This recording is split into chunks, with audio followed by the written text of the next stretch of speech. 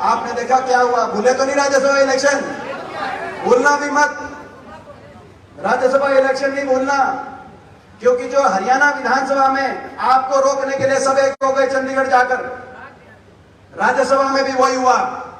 आपको रोकने के लिए सब सारी शक्तियां एक हो गई, बीजेपी, जेजेपी, अजय सिंह चौटाला, अभय सिंह चौटाला आपस में बात नहीं करते, लेकिन कांग्रेस पार्टी और हुड्डा साहब के प्रत्याशी आए तो दोनों ने, जो आपस में बात नहीं करते, दोनों ने ढोल नगाड़े बजाते हुए एक साथ बीजेपी के हक में वोट दी कि नहीं दी, मैं आपसे पूछना चाहता हूं। और भाई बीजेपी, जेजेपी, इनेलो, ये तो सारे एक हो ही हुए, एक आधी वोट बीमारी भी गई। आजमपुर में चुनाव है, देश की फौज का हुआ है, देश की फौज कमजोर हुई है, जो हम बर्दाश्त नहीं कर सकते। और हरियाणा के नौजवान, देश के नौजवान का हुआ, लेकिन हरियाणा के नौजवान का भी हुआ है, जहां एक और हरियाणा से हर साल 5000 पक्की भर्ती होती थी, अब ऑल इंडिया क्लास लगाकर वो 5000 पक्की भर्ती से 914 अग्निवीर हरियाणा से हर साल लिए जाएंगे, जिसमें से मात्र 240 को पक्की नौकरी मिलेगी, बाकी तो 4 साल के बाद। तो 5000 पक्की भर्ती होती थी, वहां 5000 से घटकर आज 240 तक पक्के आपके फौज में भर्ती होंगे हरियाणा प्रदेश के नौजवान। तो फौज भी कमजोर हुई है, देश की सुरक्षा भी। तो आज अग्निपथ के खिलाफ भी वहां लड़ाई लड़ेंगे। और जो अन्याय और अत्याचार लगातार हो रहा है इस सरकार के माध्यम से, कभी किसान पे 3 कानून लाकर प्राइवेटाइजेशन का ऐसा दौर आ गया कि खेती को प्राइवेटाइजेशन करना चाहते थे, किसान ने लड़ाई लड़ी, मुश्किल से जो मिल रहा था उसको बचाने के लिए, नया कुछ नहीं इस लड़ाई में था, मगर मिल रहा था उसको बचाने के लिए। फौज को कॉन्ट्रैक्ट बेसिस पे 4 साल की, और अब स्कूलों को चिराग योजना रैशनलाइजेशन करके सरकारी स्कूलों को बंद लगातार किया जा रहा है। एक तरफ हमारे 10 साल कांग्रेस की सरकार थी हरियाणा में, तो हरियाणा प्रदेश के अंदर 2200 के लगभग स्कूल अपग्रेड हुए थे, और 1000 से ज्यादा नए स्कूल हरियाणा के अंदर बनाए गए थे, स्थापित किए गए थे। मैं केवल एलिमेंट्री एजुकेशन, सेकेंडरी एजुकेशन की बात कर रहा हूँ, हायर एजुकेशन, यूनिवर्सिटी, कॉलेजों की बात ही नहीं कर रहा। 2200 स्कूल अपग्रेड हुए थे, 1000 से ज्यादा नए स्कूल बने थे। इन्होंने 8 साल में 8 नए स्कूल बनाए कुल पूरे प्रदेश में, 301 स्कूलों पे ताला लगवा दिया, और मर्ज के नाम पर 4800 स्कूल आपस में मर्ज कर जो स्कूलों की संख्या थी, जो लगभग 15000 स्कूल होते थे जब 2014 में सरकारी स्कूलों की संख्या, आज उसको घटाकर 10,000 के करीब लाने का काम इस सरकार में हुआ है। तो स्कूलों, सरकारी स्कूलों को जैसे खेती को प्राइवेट हाथों में देके पीछे हटी थी सरकार, ऐसी ही शिक्षा को भी प्राइवेट हाथों में देकर गरीब, वंचित, किसान, मजदूर के बच्चे, ग्रामीण अंचल के बच्चे जो स्कूलों में जाते हैं, उनके भविष्य से अपना हाथ हटा के सरकार पीछे हटी है। तो ये आज हल्ला बोल है, और सबसे बड़ा हल्ला बोल है अहंकार के खिलाफ, घमंड के खिलाफ जो इस देश में चल रहा है। लोकतंत्र को रौंदते हुए पता चलना चाहिए कि आपका अहंकार और आपका घमंड से लड़ाई लड़ेंगे, और इस लड़ाई आपके अहंकार को तोड़ेंगे। ये हिंदुस्तान है, और प्राचीन काल से हमारे देश का इतिहास है कि घमंड किसी का टिका नहीं, अहंकार चकनाचूर होगा। हम ईमानदारी से लड़ाई लड़ रहे हैं, और आपके घमंड को भी एक दिन चकनाचूर करके दिखाएंगे। इस बात को आता है, इस बात की लड़ाई, इसके 2 मायने राजनीतिक, इस रैली के 2 मायने राजनीतिक। पहला मायने है प्रदेश की राजनीति में और हरियाणा प्रदेश में बदलाव की नींव, जैसे कि अभी गांधी साहब कह रहे थे कि 1.5 साल का समय, लोकसभा चुनाव में तो 1.5 साल भी नहीं बचा पूरा, और आपको पता है लोकसभा चुनाव एक सेमीफाइनल होता है, और ये सरकार उसके बाद टिक पाएगी कि भी नहीं पाएगी ये कह नहीं सकते। 7 आकलन किए जा रहे हैं, 7 चुनाव होंगे, तो 1.25 साल 1.5 साल की लड़ाई। तो हरियाणा में बदलाव की नींव रामलीला ग्राउंड में 4 तारीख को, क्योंकि अभी इसके बाद ये रामलीला ग्राउंड आखिरी रैली नहीं है, ये शुरुआत है। ये 1.25 और 1.5 साल की हमारी लड़ाई है। इस 1.5 साल की संघर्ष लड़ाई में के लिए आप तैयार हो कि नहीं हो, ये बात और हरियाणा प्रदेश, तो पहला तो ये मायने, और दूसरा मायने राजनीतिक मायने, देश की राजनीति। जब रैली हो दिल्ली में, हरियाणा प्रदेश की में बदलाव की नींव तो वहां रखी जाएगी हरियाणा बचाने के लिए, मगर देश की राजनीति में भी जब रामलीला ग्राउंड में रैली होती है तो देश की राजनीति में उसका असर जाता है।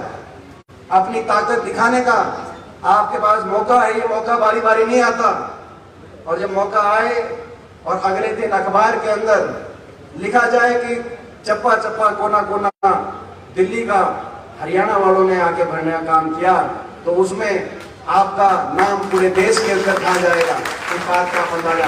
तो दोनों ही मायने, प्रदेश के भी मायने हैं और देश की राजनीति में मायने। प्रदेश में बदलाव, आप तो तैयार हो इस संघर्ष के लिए, जैसा आपने अभी बताया, प्रदेश के में बदलाव के संघर्ष के लिए, लेकिन मैं आपको बताना चाहता हूं, केवल आप ही तैयार नहीं हो, हरियाणा प्रदेश तैयार है। हरियाणा प्रदेश छुटकारा चाहता है ऐसी सरकार से जिन्होंने बेरोजगारी में हरियाणा में नंबर 1 पहुंचा दिया, जिन्होंने अपराध में नंबर 1 पहुंचा दिया। कल गृह मंत्रालय के भारत सरकार की रिपोर्ट आ रही थी, नशे में हरियाणा पंजाब से आगे निकल गया, नशे में नंबर 1 पहुंचा दिया, भ्रष्टाचार में नंबर 1 पहुंचा दिया। आज हरियाणा के लोग बदलाव चाहते हैं, और मैं ऐसे ही नहीं कह रहा, कहने को तो कोई ऐसे भी कह सकता है, लेकिन हम ऐसे नहीं कह रहे।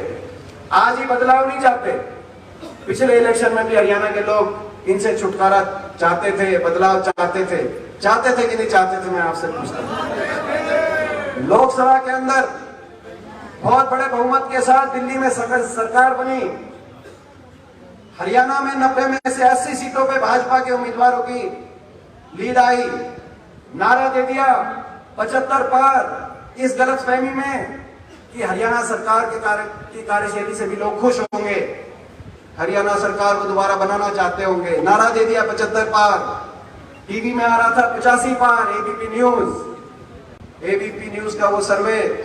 एबीपी वालों, आप ये मत सोचना कि हम भूल गए हैं, आपका सर्वे जो 85 पार बीजेपी को 2 दिन पहले दिखा रहा था, कितना संवैधानिक था कि नहीं था वो आपको जानकारी होगी, लेकिन हम नहीं भूले, कभी हमारा भी मौका आएगा, आप भूलना मत। सर्वे दिखा रहे थे, लेकिन क्या हुआ? 75 पार के उस नारे की हवा निकली कि नहीं निकली? मैं आपसे पूछता हूं। लोग बदलाव चाहते थे, लोग सरकार से छुटकारा चाहते थे, और यही कारण है क्योंकि मैंने देखा है जब लोग सरकार को दोबारा बनाना चाहते हैं।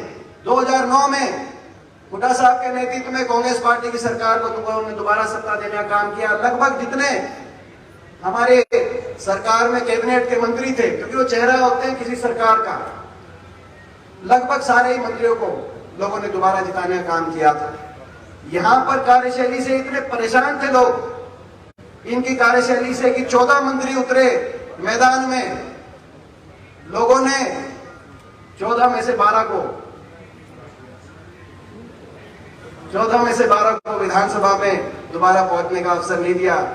नारनौल से कप्तान अभिमन्यु जी, वहां से उनको उनके हाथ परास्त आई, तो जो इनके पार्टी के अध्यक्ष थे सुभाष बराला, वो टोहाना में अगर पार्टी ने अच्छा काम किया होता सुभाष बराला जरूर जीतते, वहां पे रिकॉर्ड तोड़ बहुमत से वो टोहाना में हारे। सोनीपत में हमारी बहन कविता जैन जी दोबारा नहीं पहुंच पाई, तो रोहतक में मनीष ग्रोवर जी, क्या रिजल्ट आया था? बच्चा साहब खड़े हैं आपके सामने। और बादली के अंदर धनखड़ साहब, वो हजारों वोटों से गिनती जब आपने देखी तो हजारों वोटों से कभी धनखड़ साहब पीछे चल रहे थे, महेंद्रगढ़ से रामविलास जी पीछे चल रहे थे, इस राना से कृष्ण पवार जी पीछे चल रहे थे। सारे मंत्रिमंडल को लोगों ने धराशायी कर दिया दोबारा विधानसभा में। लोग इतने दुखी थे इस सरकार से, बदलाव चाहते थे। 75 पार का नारा 40 पे गिनती रुकी, मेजोरिटी नहीं आई, और जब मेजोरिटी नहीं आई तो 10 सीट एक ऐसी पार्टी की थी जो पार्टी कहती थी कुछ भी कहो संकल्प करते हैं, भाजपा को जमुना पार करेंगे, भाजपा की सरकार को जमुना पार करेंगे। चीन से बहुत से हमारे साथी आए हुए इस बैठक में, आज बहुत लोगों ने विश्वास किया, बहुत से चीन के हमारे भाइयों ने विश्वास किया। मैं चीन वालों से पूछना चाहता हूं, वो गलती दोबारा तो नहीं करोगे? चीन वाले नहीं करेंगे। पूरा हरियाणा नहीं करेगा। 10 सीट ऐसी पार्टी को देती जो कहती थी जमुना पार। लोगों ने तो बीजेपी की सरकार को कर दिया था जमुना पार 2019 में। ये जेजेपी पार्टी 10 एमएलए लेकर रातों रात केंद्रीय गृह मंत्री जी के घर जाकर जमुना पार पहुंची। बीजेपी की सरकार को जमुना में डुबकी लगाई और चंडीगढ़ में नहला धुला के दोबारा सरकार बनाने का काम जेजेपी ने। जनता के साथ विश्वासघात करके सरकार बनी। जनता दुखी थी, जनता बदलना चाहती थी और कह दिया कि हमारा समझौता हो गया है, 5000 बुढ़ापा पेंशन मिलेगी, समझौता हो गया है। 3 साल हो गए उस बात को। हुड्डा साहब ने प्रेस कॉन्फ्रेंस करी और कहा कि कांग्रेस के घोषणा पत्र में लिखा है कि 1 नवंबर 2019 चुनाव के अगले महीने 5000 बुढ़ापा पेंशन से शुरुआत करेंगे और जैसा हमारा पिछला इतिहास रहा है 2 बार की सरकार का, जहां से शुरुआत करी है 5 साल में उसको दुगना करने का काम करेंगे। आप हमारे साथ आ जाओ। लेकिन जेजेपी वालों ने क्या कहा कि नहीं, आपके हाथ से नहीं, कांग्रेस के हाथ से नहीं दिलवाएंगे, हमारा समझौता हो गया है, केंद्रीय गृह मंत्री जी के निवास स्थान पे समझौता हो गया है, ये तो बीजेपी से दिलवाएंगे। मैं पूछना चाहता हूं आपसे, 3 साल बीत गए उस बात को, 5000 बुढ़ापा पेंशन आ रही है या नहीं आ रही है? 2500 आ रही है और 5 लाख लोगों की काटने का काम हो रहा है। स्कूल बंद का मुआवजा मिल नहीं रहा। हरियाणा में केवल ठेके खोले जा रहे हैं। ये हरियाणा की आगे समझौता बुढ़ापा पेंशन का नहीं था, 20,000 पे समझौता नहीं हुआ था। समझौता भ्रष्टाचार का था, समझौता लूट की छूट का था कि ये महकमे तुम लो, ये महकमे हम रखेंगे। शराब के महकमे से आप लूटना, माइनिंग के महकमे से हम लूटेंगे। कौन सा महकमा कितना किसके पास जाएगा, बाकी सारी लिस्ट हरियाणा की के उस समझौते में कौन खोपर था और कौन सारा जीवन लग रहा है, ये लिस्ट हम क्या बताएंगे।